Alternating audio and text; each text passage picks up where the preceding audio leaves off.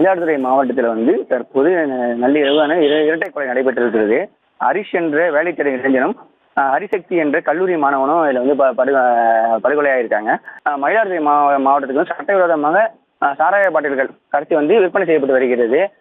இதை வந்து போலீசார், இந்த மயிலாடுதுறை காவல் போலீசார் வந்து தடுத்து பல்வேறு சாராய வகைகள் மீது குண்டர் சட்டங்கள் மற்றும் சிறைகளையும் அடைச்சி வராங்க.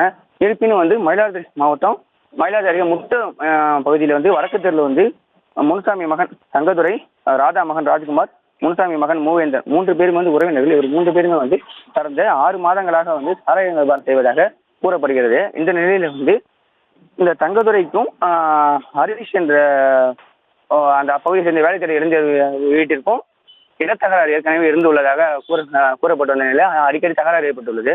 மேலும் வந்து இந்த தங்கத்துறை, ராஜ்குமார், மூவேந்தர் 3 பேருமே வந்து அந்த பகுதியில் உள்ள பொதுமக்களிடம் இடையூறு ஏற்பட்டு சண்டை மற்றும் வம்புகள் வளர்ப்பதாகவும் அந்த மக்கள் வந்து தெரிவிக்கிறாங்க.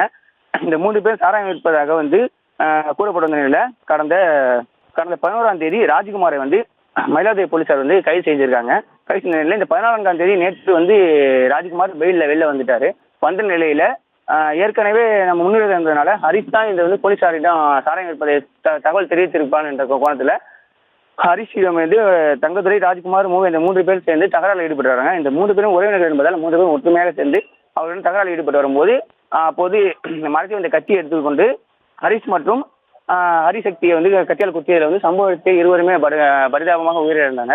இந்த நிலையில வந்து சம்பவ இடத்துக்கு வந்து மாவட்ட காவல் கண்காணிப்பாளர் ஸ்டாலின் வந்து நேற்று நள்ளிரவே வந்து அங்கு சென்று பார்வையிட்டு ஆய்வு மேற்கொண்டு உடனடியாக என்ன நடந்தது என்று விசாரணை மேற்கொண்டார். அதனைத் தொடர்ந்து இந்த இருவரும் உடல் வந்து மயிலாடுதுறை மருத்துவமனையில் வந்து உடல் கூராய்வாக வைக்கப்பட்டுள்ளது.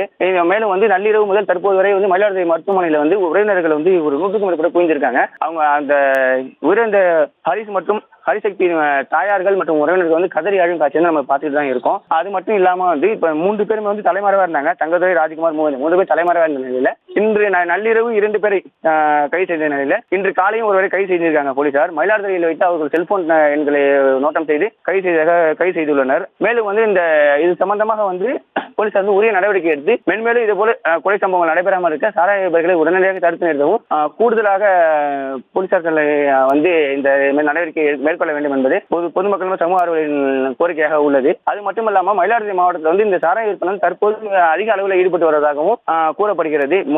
எங்கு பார்த்தாலும் 2 சக்கர வாகனங்கள் மற்றும் கார்களிலும் வைத்து மறைத்து வைத்து வியாபாரம் செய்வது வருவதாகவும் தெரிவிக்கிறாங்க இங்கு உள்ள பொதுமக்கள். இதனால வந்து மயிலாடுதுறை மாவட்டம் வந்து தற்போது இரட்டை கொலை நடைபெற்ற சம்பவம் வந்து மயிலாடுதுறை மாவட்ட மக்களிடையே பரபரப்பையும் அதிர்ச்சியும் ஏற்படுத்தி இருக்கிறது.